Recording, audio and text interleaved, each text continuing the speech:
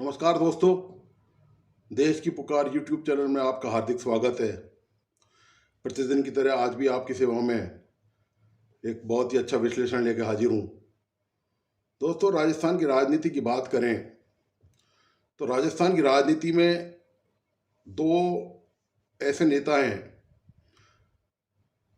जो किसी भी बड़ी पार्टी से नहीं है, ना वो कांग्रेस से हैं ना भारतीय जनता पार्टी से हैं, लेकिन उनके बिना राजस्थान की राजनीति का जिक्र करना और राजस्थान की राजनीति के बारे में कुछ बताना अधूरा ही माना जाएगा।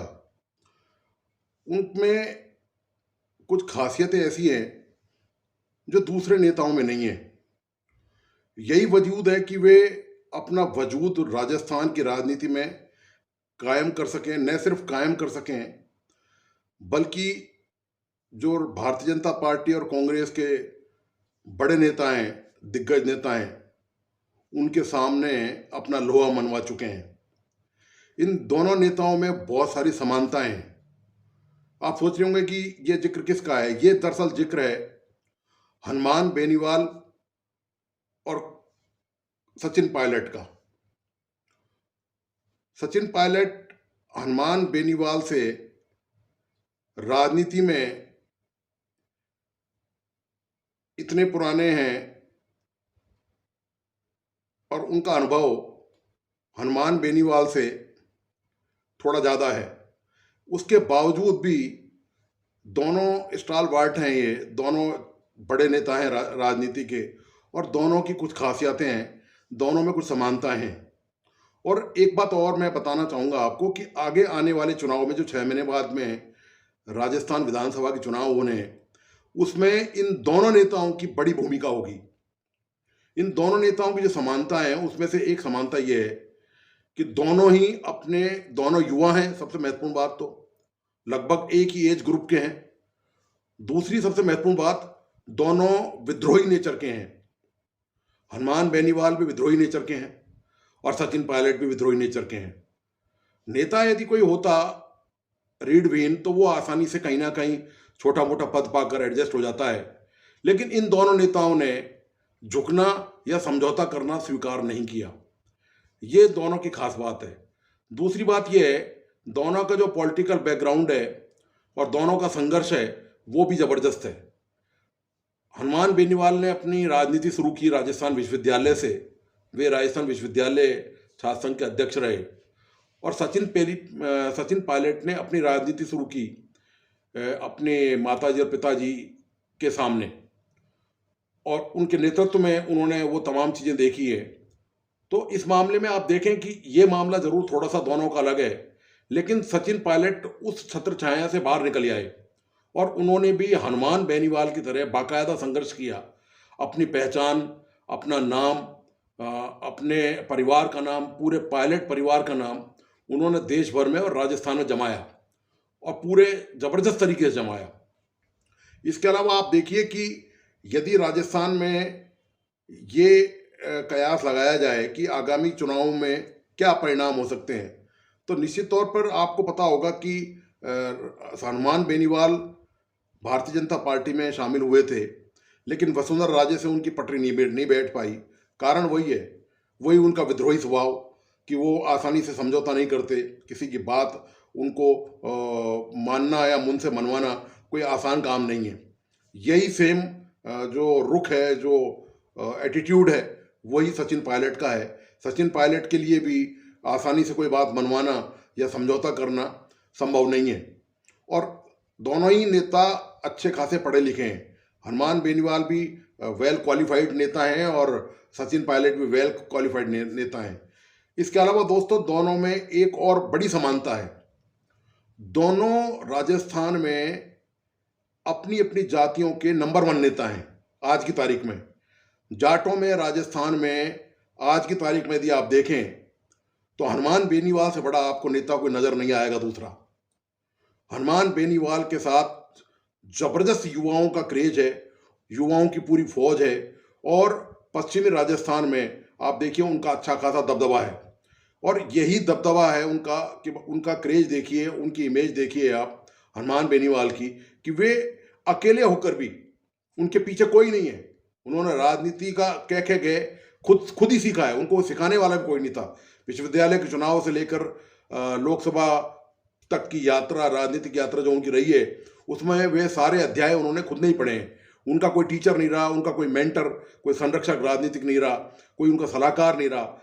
जो भी अचीवमेंट हासिल किए हैं, जो उपलब्धि हासिल की है, वो हनुमान बेनीवाल ने अपने दम पर, अपने बलबूते ही की हासिल की है। और इतना ही नहीं, उन्होंने उससे भी आगे बढ़कर अपनी पार्टी का गठन किया, राष्ट्रीय लोकतांत्रिक पार्टी जिसका नाम है, और इस पार्टी के बैनर तले वे अपने 3 विधायक भी जिताने में कामयाब रहे। मतलब उनका वर्चस्व न केवल जाटों में है बल्कि दूसरी जातियों में भी है। उसमें एक एससी विधायक भी हैं। मजेदार बात ये देखिए आप। और पिछले दिनों उन्होंने जो पंचायत इलेक्शन थे उनमें प्रधान भी दूसरी जाति के किसी व्यक्ति को जिताया उन्होंने। तो ये जो खासियत है, ये जो व्यक्ति, और एक बात और भी है, वे भी हनुमान बेनीवाल और सचिन पायलट की एक समानता ये कि दोनों खांटी नेता हैं, दोनों खुलकर बोलते हैं, दोनों किसी के से डरते नहीं हैं, कोई दबाव में नहीं आते। आप हनुमान बेनीवाल के पिछले 1 महीने का यदि मैं आपको उसके बारे में बताऊं, जो 1 महीने में उन्होंने सार्वजनिक सभाओं के दौरान विभिन्न मंचों पर जो भाषण दिए हैं, उनका एनालिसिस आपको मैं करके बताऊं। आप देखिए, हनुमान बेनीवाल ने, वो शायद राजस्थान में, या मुझे लगता है कम से कम देश में, ऐसे अकेले नेता होंगे जिन्होंने अपनी जाति के नेताओं को फटकारने में, लपकाने में और खरी खोटी सुनाने में कोई कसर बाकी नहीं रखी। वो नेता अपनी जाति के, जयपुर में जब जाट महासभा का आयोजन हुआ था, आपको याद होगा, तो जाट महासभा के जो अध्यक्ष हैं राजाराम मील, उनके लिए वो बोल सकते थे, उन्होंने जमकर खरी खोटी सुनाई। उन्होंने साफ कह दिया कि वे ऐसे किसी नेताओं को नहीं मानते और वो इन ऐसे तथाकथित जो जाट नेता हैं इनके भरोसे नहीं है, वो उनकी राजनीति में इनका कोई योगदान नहीं है। और इवन उन्होंने यहाँ तक, मतलब जो चौटाला परिवार है उस तक को नहीं बख्शा कि वो जो चौटाला परिवार है, वे नकली ईंट जो है चांदी की, वहाँ जो मंदिर जब लगा था, बना था, तो उसकी नींव में नकली ईंट रख गए थे। जब वो खुदाई हुई बाद में पता चला। इस पर भी हनुमान बेनीवाल ने खरी खोटी सुनाने में कसर बाकी नहीं रखी। कल परसों आपको याद होगा कि भोपाल में राष्ट्रीय जाट महासभा का आयोजन हुआ। उसमें भी हनुमान बेनीवाल ने मंच पर, या जो नीचे जो मौजूद जो जाट नेता थे, उनसे खुले शब्दों में साफ साफ कहा कि उन्हें ये वो ध्यान रखें इस बात का कि यदि किसी जाट नेता ने राजस्थान में आकर उनकी पार्टी का चुनाव में नुकसान करने की कोशिश की तो वे हिसाब चुकता करेंगे। तो उन्होंने व्यंग के तौर पर कहा, यदि कोई 1 रुपये डालता है तो उसके बदले में वो 1.25 रुपये डालते हैं, मतलब वो हिसाब सूद समेत चुकता करेंगे। उन्होंने साफ तौर पे कहा कि वे इस बात का ध्यान, और उन्होंने ये भी कहा कि उनका कोई इरादा नहीं है कि वो एमपी में जाकर चुनाव लड़ें या हरियाणा में जाकर चुनाव लड़ें, उनकी पार्टी चुनाव लड़े ताकि वहाँ जाटों का कोई नुकसान हो सके। लेकिन साफ तौर पर उन्होंने ये भी कह दिया, यदि राजस्थान में कोई आया और उनकी पार्टी को, उनके कैंडिडेट्स को, उनके जो प्रत्याशी जो विधानसभा के लिए होंगे और या लोकसभा के लिए होंगे, उनका कोई नुकसान पहुंचाने, कोई प्रतिद्वंदी उम्मीदवार उतारने की कोशिश करी तो उसका परिणाम अच्छा नहीं होगा और ये उसकी कीमत ब्याज से ही चुकाएंगे। खास तौर से उनका इशारा चौटाला की तरफ था, चौटाला परिवार की तरफ। तो उन्होंने ये बात, इसी तरह सचिन पायलट की आप देखिए बात, यही सचिन पायलट है। सचिन पायलट ने भरी सभाओं में, मतलब आप देखिए कि राजस्थान में अशोक गहलोत जैसे जो 3री बार मुख्यमंत्री रहे हैं, जिनकी पार्टी में जबरदस्त पकड़ है ऊपर से नीचे तक, और आप ये देखिए जबरदस्त उनका सपोर्ट है, ठीक है, उसके बावजूद भी आप देखिए कि सचिन पायलट में ही ये दुस्साहस कहेंगे इसको कि उन्होंने अशोक गहलोत के नेतृत्व को चुनौती दी। जिस तरह से हनुमान बेनीवाल ने उस समय वसुंधरा के नेतृत्व को चुनौती दी, इसी तरह ये दमखम जो दिखाया वो सचिन पायलट ने दिखाया और उन्होंने चुनौती दी। उन्होंने बाकायदा, आपको पता ही है कि जनसंघर्ष यात्रा निकाली, इससे पहले शहीद स्मारक पर 1 दिवसीय धरना दिया और वसुंधरा के खिलाफ भ्रष्टाचार के आरोप लगाए। और उनके साथ जो समर्थक हैं, ये एक सबसे बड़ी खासियत और है, उनके साथ जो आयोजन, ये जनसंघर्ष यात्रा का समापन आयोजन था, उसमें 16 विधायक थे और उसमें राज्य सरकार के 3 मंत्री भी शामिल थे।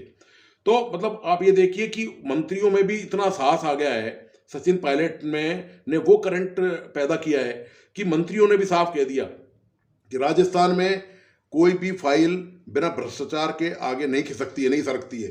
तो ये जो दुस्साहस है, ये सचिन पायलट जैसा ही नेता कर सकते हैं। तो जैसे जाटों के एकमात्र युवा नेता राजस्थान में हनुमान बेनीवाल हैं, ऐसे ही आप देखिए कि गुर्जरों के जो आज की तारीख में नंबर 1 यदि कोई नेता हैं, तो वो सचिन पायलट हैं। और सचिन पायलट जैसे हनुमान बेनीवाल अपने विधायकों को जिता के लेके आए, जो दूसरी जातियों के हैं, तो सचिन पायलट की जो स्वीकार्यता है, वो न केवल गुर्जरों में है, तो वो गुर्जरों के नेता डेफिनेटली बड़े नेता हैं, लेकिन उनकी जो दूसरी जातियों में भी उनकी स्वीकार्यता है। क्योंकि आप देखिए जो 16 विधायक हैं, वे सारे गुर्जर नहीं हैं, वो जाट हैं, कुछ और भी हैं, कुछ दूसरे नेता उनमें शामिल हैं। आप तमाम जो दूसरी जातियों के नेता हैं, तो निश्चित तौर पर सचिन पायलट को यदि अपन देखें इस रूप में, तो सचिन पायलट निश्चित तौर पर राजस्थान के बड़े नेता हैं। और आगे जो चुनाव होने वाले हैं विधानसभा के, उसमें निश्चित तौर पर इन दोनों नेताओं की राजनीति में बहुत महत्वपूर्ण भूमिका होने वाली है, ये निश्चित है। और जैसा कि हनुमान बेनीवाल ने अपने एक भाषण में कहा भी है, और कई बार पहले भी कह चुके हैं कि सचिन पायलट के लिए कांग्रेस में कुछ नहीं है, केवल नाम या पद बदलने से उनको कुछ हासिल होने वाला नहीं है। यदि उनको कुछ चाहिए तो वो हमारे साथ आके मिलें, और उन्होंने सचिन पायलट को खुला ऑफर दिया है। इस बात की पूरी संभावना जो नज़र आ रही है कि सचिन पायलट का गुजारा अब कांग्रेस में होने वाला नहीं है। सचिन पायलट ने जिस तरह से अपने तेवर दिखाए हैं, जो विद्रोही आक्रामक रुख उन्होंने अख्तियार किया है, उससे साफ जाहिर है कि अब उन कांग्रेस को उनको पचाना आसान काम नहीं है, राजस्थान में और राष्ट्रीय स्तर पर भी। क्योंकि जिस तरह से कांग्रेस ने अभी तक कोई स्टेप नहीं उठाया है, हालांकि कांग्रेस इस बात को लेकर बहुत ही सावधानी बरत रही है कि सचिन पायलट के जरिए कहीं ऐसा नहीं हो कि राजस्थान में दो फाड़ हो जाएं और कांग्रेस को आगामी विधानसभा चुनाव में इसकी कीमत चुकानी पड़े। पर मित्रों, ये तो निश्चित है कि जब तक सचिन पायलट अपनी मांगे मनवा नहीं लेंगे, उनकी भी दिक्कत ये है कि वो वापस लोगों के बीच में नहीं जा सकते। आखिर लोग उनसे सवाल जवाब करेंगे कि आप जिन 3 मांगों को लेकर आपने आंदोलन किया, आपने जनसंघर्ष यात्रा की, आपने सरकार को चुनौती दिया, आपने कांग्रेस को चुनौती दी, आखिर उनका क्या हुआ? तो यह निश्चित है कि जब तक वो ये कार्रवाई नहीं करवा लेंगे, और ये कार्रवाई करना कांग्रेस ना तो कांग्रेस में के बस में है, और ना ही प्रैक्टिकली अशोक गहलोत सरकार ये सब कार्रवाई करने जा रही है। क्योंकि इस कार्रवाई में बहुत सारे कॉम्प्लिकेशंस हैं। मैंने कल इसी समय बहस के दौरान इसकी जानकारी दी थी कि क्यों सचिन पायलट की जो मांगे हैं उनको कांग्रेस या अशोक गहलोत सरकार नहीं मान सकती है। तो कुल मिला के बात निष्कर्ष ये है कि ये जो रास्ते जा रहे हैं दोनों के, ये कहीं ना कहीं आज जरूर हनुमान बेनीवाल की आरएलपी, राष्ट्रीय लोकतांत्रिक पार्टी, और सचिन पायलट का जो आक्रोश और जो रुख है, वो कहीं ना कहीं दो अलग रास्ते हैं, लेकिन ये कहीं ना कहीं आगे जाके ज्वाइंट होंगे, लगता अभी यही है। और इसकी संभावना ज़्यादा है क्योंकि सचिन पायलट को या तो पार्टी से निकाल दिया जाएगा, और यदि पार्टी से नहीं भी निकाला जाएगा तो उनको कोशिश ये की जाएगी चुनाव के दौरान की किसी तरह साइडलाइन किया जाए, मतलब उनको दरकिनार कर दिया जाए, उनको कोने में छोड़ दिया जाए। तो सचिन पायलट वो आसानी से मानने वाले हैं नहीं, वो रुकेंगे नहीं इन सब पार्टी की रीति नीतियों को लेकर। जहाँ तक बात है तो वो उससे बिल्कुल असहमत दिखेंगे, क्योंकि वो ज़्यादा से ज़्यादा ये चाहेंगे कि उनके अधिकतर लोगों को विधानसभा चुनाव में उम्मीदवार घोषित किया जाए, कांग्रेस का टिकट दिया जाए, जो कि पूरी तरह से अव्यवहारिक है। आज की तारीख में कांग्रेस कभी नहीं चाहेगी कि इस तरह सचिन पायलट को और प्रोत्साहन दिया जाए, ताकि यदि आगे सरकार बनने की संभावना भी हो तो सचिन पायलट फिर अपनी दावेदारी उसमें जता सकें। तो दोस्तों, ये कुल मिलाकर आज का निष्कर्ष है कि 2 राजस्थान के बड़े नेता हैं जिनकी राजस्थान की राजनीति में अभी अगले चंद महीनों में बहुत महत्वपूर्ण भूमिका होने वाली है, और राजस्थान की राजनीति में इससे पहले ऐसा कभी नहीं हुआ। हालांकि जो थर्ड फ्रंट है उसकी संभावना पहले हर बार चुनाव में, खासतौर से विधानसभा के चुनाव में, ये कयास लगाते जाते रहे कि राजस्थान में थर्ड फ्रंट आएगा। बीएसपी ने, बहुजन समाज पार्टी ने प्रयास भी किया, और जो पूर्वी राजस्थान है वहाँ पर उसने जो दलित समुदाय वहाँ पैर जमाने की कोशिश करी, लेकिन वो ज़्यादा समय तक, चूँकि मायावती की जो पार्टी की रीति नीतियाँ हैं वो राजस्थान में ज़्यादातर चल नहीं पाई और कामयाब नहीं हो पाई। तो हर बार यही हुआ कि बीएसपी के विधायक कभी भारतीय जनता पार्टी में चले गए, और कभी जो कांग्रेस को समर्थन दे दिया, और वो उसमें विलय तक हो गए, मर्ज हो गए मतलब। तो बीएसपी के लिए यहाँ कोई ज़्यादा संभावना नहीं है। लेकिन अब जो गठजोड़ बनने की जो संभावना नज़र आ रही है पायलट और बेनीवाल में, निश्चित तौर पर आप ये मान के चलिए कि ये बड़ा गठजोड़ होगा, क्योंकि ये दोनों नेता कम से कम राजस्थान की 70 विधानसभा सीटों पर पर अपना ज़बरदस्त प्रभाव रखते हैं। और निश्चित तौर पर ऐसे इलाकों में जहाँ जो न्यूट्रल इलाके हैं, मतलब वहाँ जहाँ दोनों मिलके अपने कोई प्रत्याशी उतारेंगे, तो उसका भी निश्चित तौर पर असर रहेगा। और यदि इन दोनों में कोई गठबंधन होता है तो ये राजस्थान की राजनीति के लिए एक नया करवट होगा। राजस्थान की राजनीति में एक नया अध्याय लिखा जाएगा, नए सिरे से चर्चा होगी। कुछ नई चीज़ें, राजस्थान का विकास का क्या मॉडल होगा, राजस्थान के हालात क्या होंगे, ये सब विधानसभा चुनाव के बाद ही इसका पता चलेगा। लेकिन उससे पहले ही ये फैसला हो जाएगा कि सचिन पायलट का ऊँट जो है, राजनीतिक ऊँट, किस करवट बैठता है। तो दोस्तों, आपको आज का ये विश्लेषण कैसा लगा? अपने महत्वपूर्ण कमेंट्स, अपने सुझाव मुझ तक ज़रूर पहुंचाएं। और प्लीज़ इस वीडियो को पूरा देखें, इसको लाइक करें, इसको सब्सक्राइब करना ना भूलें। धन्यवाद, नमस्कार।